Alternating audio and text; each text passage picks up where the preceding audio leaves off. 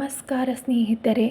ತುರ್ತು ಪರಿಸ್ಥಿತಿಯಲ್ಲಿ ಸಾರ್ವಜನಿಕರ ಜೀವ ಉಳಿಸುವ ನಿಟ್ಟಿನಲ್ಲಿ ಕರ್ನಾಟಕ ಸರ್ಕಾರ ಈಗ ಒಂದು ಅತ್ಯಂತ ಕಟ್ಟುನಿಟ್ಟಿನ ಮತ್ತು ಮಹತ್ವದ ಹೆಜ್ಜೆಯನ್ನು ಇಟ್ಟಿದೆ.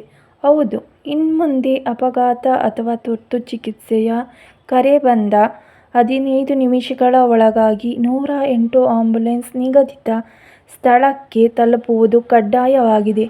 ಒಂದು ವೇಳೆ ಯಾವುದೇ ಸೂಕ್ತ ಕಾರಣವಿಲ್ಲದೆ ಆಂಬ್ಯುಲೆನ್ಸ್ ಬರುವುದು ವಿಳಂಬವಾದರೆ ಆ ಸೇವಾ ಪೂರೈಕೆದಾರ ಸಂಸ್ಥೆಗೆ ಬರೋಬ್ಬರಿ 5,000 ರೂಪಾಯಿ ದಂಡ ವಿಧಿಸುವ ಹೊಸ ಪ್ರಸ್ತಾವನೆಯನ್ನು ಸರ್ಕಾರ ಮುಂದಿಟ್ಟಿದೆ. ಹಾಗಾದರೆ ಈ ನಿಯಮ ಯಾವಾಗ ಜಾರಿಗೆ ಬರಲಿದೆ? ಸರ್ಕಾರದ ಈ ನಿಯಮದ ಅಸಲಿ ಉದ್ದೇಶವೇನು? ಕಂಪ್ಲೀಟ್ ಮಾಹಿತಿ ಈ ವಿಡಿಯೋದಲ್ಲಿದೆ. ಮಿಸ್ ಮಾಡದೆ ಕೊನೆ ತನಕ ನೋಡಿ. ತುರ್ತು ಚಿಕಿತ್ಸೆಗೆ ಆದ್ಯತೆ. ರಾಜ್ಯದಲ್ಲಿ ತುರ್ತು ವೈದ್ಯಕೀಯ ಚಿಕಿತ್ಸೆಯ ಲಭ್ಯತೆಯನ್ನು ಮತ್ತಷ್ಟು ಮೆರುಗುಗೊಳಿಸಲು ಮತ್ತು ಉತ್ತಮಪಡಿಸಲು ಸರ್ಕಾರವು 108 ಆಂಬ್ಯುಲೆನ್ಸ್ ಸೇವೆಗೆ ಹೊಸ ಗಡುವನ್ನು ವಿಧಿಸಿದೆ.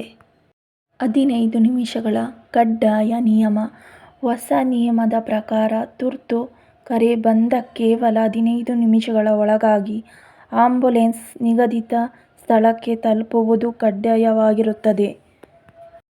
5,000 ರೂಪಾಯಿ ಭಾರಿ ದಂಡ. ಒಂದು ವೇಳೆ ಯಾವುದೇ ಸಮಂಜಸ ಕಾರಣವಿಲ್ಲದೆ ಆಂಬ್ಯುಲೆನ್ಸ್ ನಿಗದಿತ ಸಮಯಕ್ಕಿಂತ ತಡವಾಗಿ ತಲುಪಿದರೆ ಅದರ ಸೇವಾ ಪೂರೈಕೆದಾರ ಸಂಸ್ಥೆಗೆ 5,000 ರೂಪಾಯಿ ದಂಡ ವಿಧಿಸುವ ಪ್ರಸ್ತಾವನೆಯನ್ನು ಸರ್ಕಾರ ಸಿದ್ಧಪಡಿಸಿದೆ. ಅಮೂಲ್ಯ ಪ್ರಾಣಗಳ ರಕ್ಷಣೆ. ಸಕಾಲದಲ್ಲಿ ವೈದ್ಯಕೀಯ ನೆರವು ಸಿಗದೆ ರೋಗಿಗಳು ಅಥವಾ ಆಘಾತಕ್ಕೊಳಗಾದವರು ಪ್ರಾಣ ಕಳೆದುಕೊಳ್ಳುವುದನ್ನು ತಪ್ಪಿಸಲು ಅಮೂಲ್ಯ ಜೀವಗಳನ್ನು ಉಳಿಸುವ ಉದ್ದೇಶದಿಂದ ಈ ಕ್ರಾಂತಿಕಾರಿ ಚಿಂತನೆ ನಡೆದಿದೆ. ಸ್ನೇಹಿತರೆ, ತುರ್ತು ಸಮಯದಲ್ಲಿ ಜೀವ ಉಳಿಸಲು ಸರ್ಕಾರ ತರುತ್ತಿರುವ ಈ 15 ನಿಮಿಷಗಳ ನಿಯಮ ಮತ್ತು 5,000 ರೂಪಾಯಿ ದಂಡದ ನಿರ್ಧಾರದ ಬಗ್ಗೆ ನಿಮ್ಮ ಅನಿಸಿಕೆ ಏನು? ಇದರಿಂದ ಆಂಬ್ಯುಲೆನ್ಸ್ ವ್ಯವಸ್ಥೆ ಸುಧಾರಿಸುತ್ತಾ ಎಂಬುದನ್ನು ನಮಗೆ ತಪ್ಪದೆ ಕಮೆಂಟ್ ಮಾಡಿ ತಿಳಿಸಿ.